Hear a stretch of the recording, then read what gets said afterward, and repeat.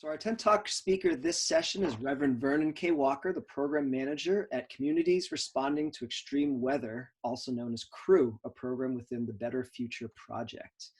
CREW is a network of local leaders building grassroots climate change resilience through inclusive and hands-on education, service, and planning. They focus on equipping families and communities with the resources and capacity to prepare for and respond to local climate changes equitably, sustainably, and collaboratively. Before I turn the stage over to Reverend Walker, I'd like to tell you a little bit more about him. Originally born and raised in Philadelphia, Reverend Walker attended Penn State University, where he earned a bachelor's degree in organizational leadership with a minor in psychology. Reverend Walker went on to attend Boston University School of Theology and earned a master's degree in theological studies. During this time, he also pursued courses on nonprofit leadership, social justice, and macro social work practices at Harvard Divinity School and BU School of Social Work. While a member of Baraka Church in Dorchester, Reverend Walker helped to develop the Social Action and Outreach Department. Currently, Reverend Walker is a part of the Pentecostal Tabernacle Community Engagement Team.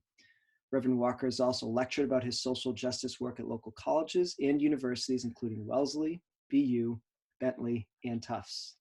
We are excited that Reverend Walker is joining us today to talk more about how we can view climate resilience work and how to implement this action through a social justice and equity lens. So, Reverend Walker, thank you. Thank you for having me. So some viewers might be thinking, wow, Reverend Walker, you're a reverend, you're also deeply engaged in issues of climate change and resilience. Will you talk a little bit about how you came to bring these two areas of your life together? Yes, I was blessed with the opportunity to to participate and to advocate for many forms of social justice. While I was in grad school at BU, I had the opportunity to intern at the Massachusetts Communities Action Network, which is an organization that focuses on racial justice and economical justice across the state. And it was there that I had the opportunity to work with low-wage workers who were advocating for $15 an hour. And MCAN, as the Massachusetts Community Action Network is often referred to, or the acronym, is part of the Raise Up Mass Coalition. And as part of the Raise Up Mass Coalition, and that is a group, coalition of labor groups, of religious groups, of civic groups, of unions, of nonprofits coming together to fight for equitable and a sustainable future. It was through that work that I became familiar with the Better Future Project. The Better Future Project is an organization that's a part of the Raise Up Massachusetts Coalition. Then, therefore, I was able to do some organizing with the Massachusetts Poor People's Campaign. Some of you may be familiar with the Poor People's Campaign. The Poor People's Campaign is what Reverend Dr. Martin Luther King started in 1967, when he understood that there's a relationship between poverty, militarism, and racism. This relaunching of the Poor People's Campaign that happened in 2017 connected those three, as well as ecological devastation and changing the disordered moral narrative. Now, I don't have the time to go deeply into all those points of the platform, but it was through that work here in Boston that I began to see that there's a relationship between economical justice, environmental justice, indigenous justice, etc. The relationship that became clear to me is that those who are hurt the most by economical injustice, environmental injustice, are the same folks. Low wealth and folks that live in poverty-stricken communities, the elderly, people of color. And it then dawned on me that the climate change crisis disproportionately affects low-income communities, people of color, and elderly, but yet and still, there's not a huge presence of people of color in the climate justice movement because there's so many other pressing issues that are in front of your face. Unfortunately, the framing of the climate justice or the environmental justice movement, uh, some have thought that because the way it was framed is that climate change is 70 years away. And it's hard to think about something that's 70 years away when you're struggling to make ends meet, or you're a single parent and you're working to try to put food on your table for your children, or you are just simply just struggling to get by. It's hard to think about something that is perceived as so far away. It's hard when one doesn't have the benefit of white privilege, and when one walks down the street, a person of color walks down the street, to be perhaps accused of up to no good or to doing wrong. I began to see that these things are all interconnected. And then when I looked at the gospel tradition, I understand that the gospel tradition, the ministry and life of Jesus is Jesus was always advocating for equal access and fair rights for the marginalized, the disenfranchised, the least of these, the poor among us. In fact, Jesus believed in universal health care. How do I know? Because he healed all the lepers and he healed all the sick folks, and he did not ask for a copay. So I began to recognize that the life and the ministry of Jesus is standing on the side of the oppressed and standing on the side of the dispossessed. And then when I began to understand the impacts and how deep climate change is and how deep environmental racism is and how deep environmental injustice is, and I began to see, whoa, wait a minute, this is a melting pot. This is a slow cooker here, and we'll get into a little bit of the crew work later, but it's dangerous in scope and is unprecedented in nature. So essentially, there is a text in the Bible that says that the earth is the Lord and the fullness thereof. So there is text in the scripture, and from some of our most sacred religious traditions across the world, talks about how to care for the earth, how to treat the earth, not mistreat the earth. So there is theological justification around what we refer to in the theological field as ecological justice. There is theological explanation for how do we care for the earth. And I'll point out one last thing. When I looked at this story, I say I'm from the Judeo-Christian religion or belief. Judeo-Christian is my belief. Christianity is my belief. In my world, and it shapes a lot of my worldview.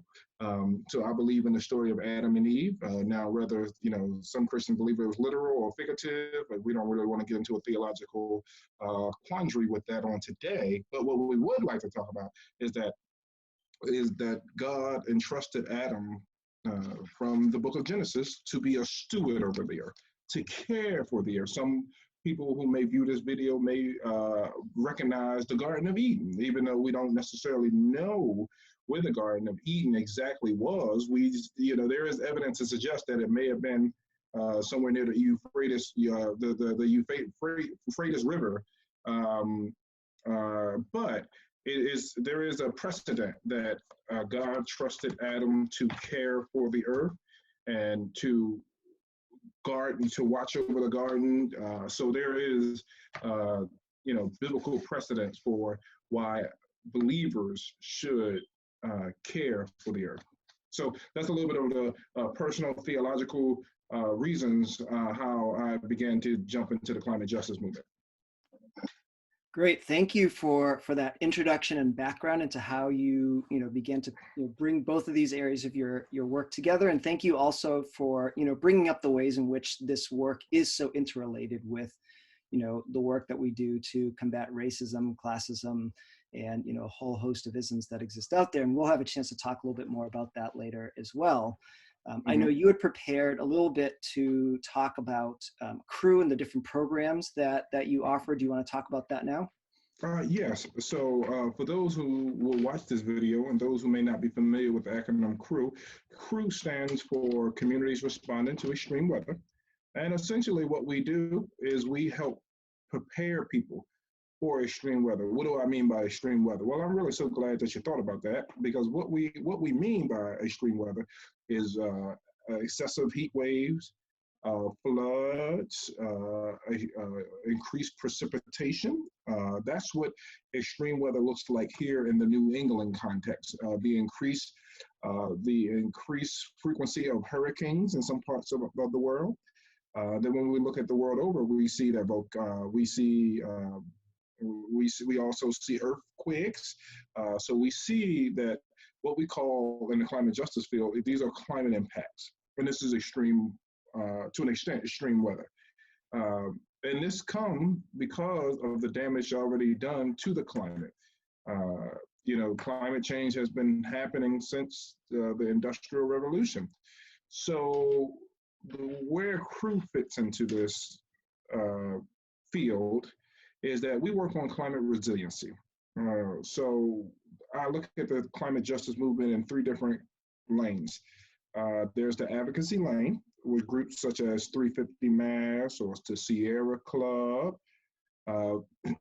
Sunrise, or organizations that focus on aggressive carbon reduction in some form, some fashion, often at the policy level, and advocating in the state house and pushing for a renewable energy, clean energy, and really just rallying people around this idea that what the scientists say, that we have to 2030 to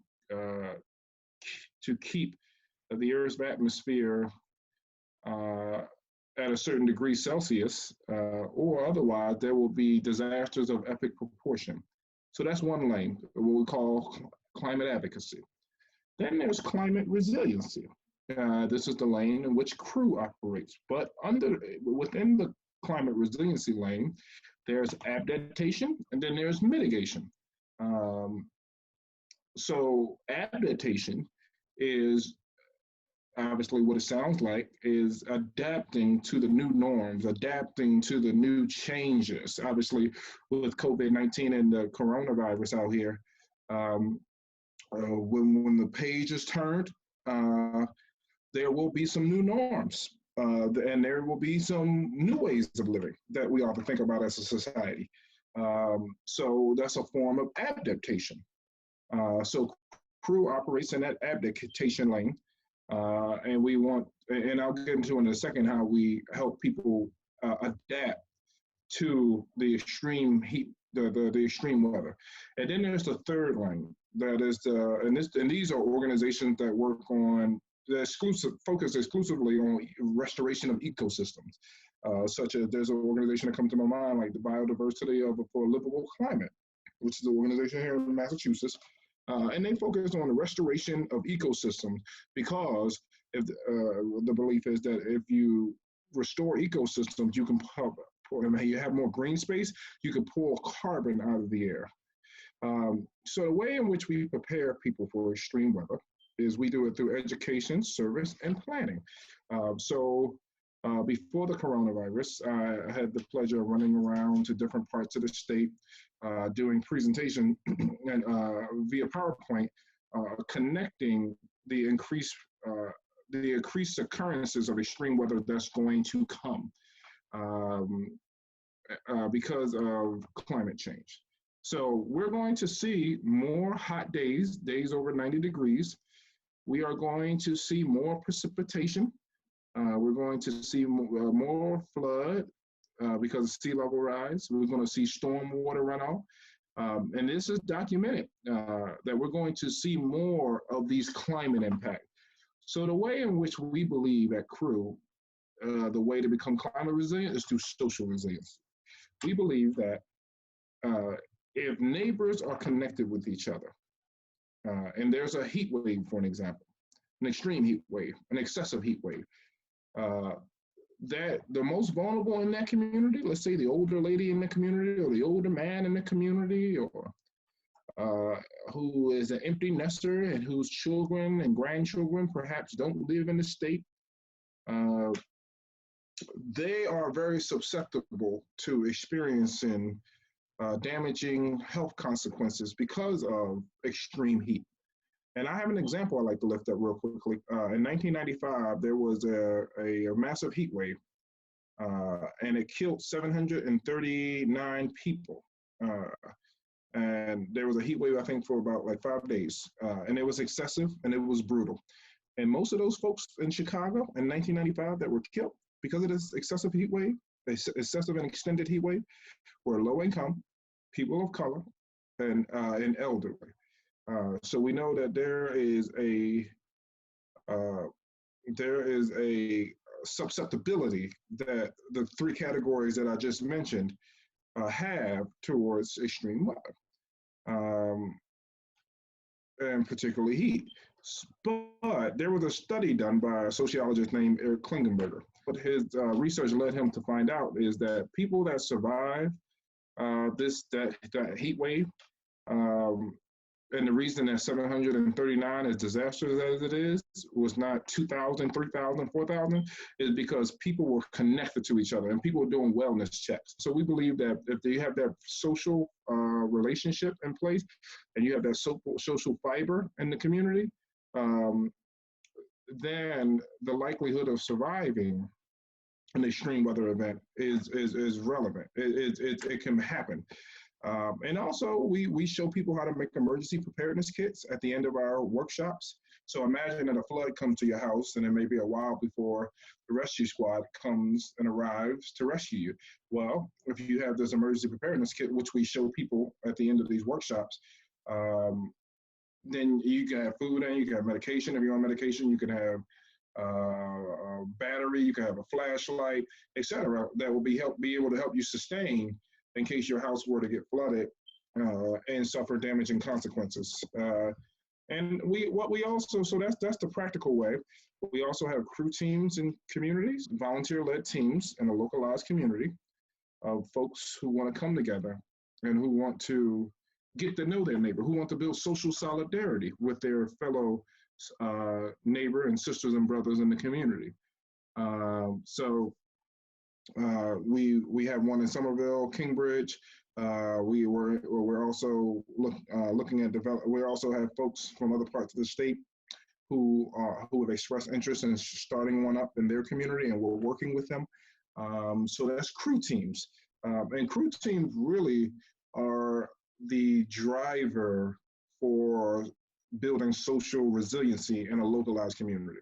Because obviously, crew at Central cannot be everywhere when there's an extreme weather event. But when you have these teams in place, now you can have Ms. Betty calling Miss Sue, or Suzanne calling Ms. Ann to see if Ms. Ann needs anything, for an example. We also have what's called resiliency hubs, and these are trusted physical organizations such as libraries and faith communities who agree to open their doors in extreme weather conditions, and sometimes offer a charging station, sometimes be a cooling center in the summertime, or warming center in the wintertime. The functions vary, and we have about 15 of those across the state. And this is some of what we do. We also do have intersectionality panels where we work with other organizations who may focus on immigration justice work, or racial justice work, or peace justice work. And we work with them, and we put on panels to educate local, wherever it happens, community members about the intersectionality of these different social justice issues. And it's interesting because if people who profit off the loss of human lives and who profit off devastation of communities are sinister enough to get together, then people of goodwill ought to be smart enough to come together. From the racial justice work, from the anti-poverty work, from the climate justice work, from the indigenous justice work, from the economical justice work. If we come together, if we get together, oh, this will be some massive structural changes. But it only works when people of goodwill and people of conscience and people of faith and people of no faith and people who are concerned about the human condition and people who are concerned about people who are suffering come together, black, white, and brown, come together and say, well, look, my issue is your issue is my issue. And there was a bishop named Desmond Tutu, who's still alive, in South Africa. He's a bishop out of South Africa, I believe the Anglican tradition. And he says, my humanity is bound up in your humanity. And essentially, that's what we also believe at Crew, is that our humanities are bound up in each other. And that's really what drives some of the work that we do.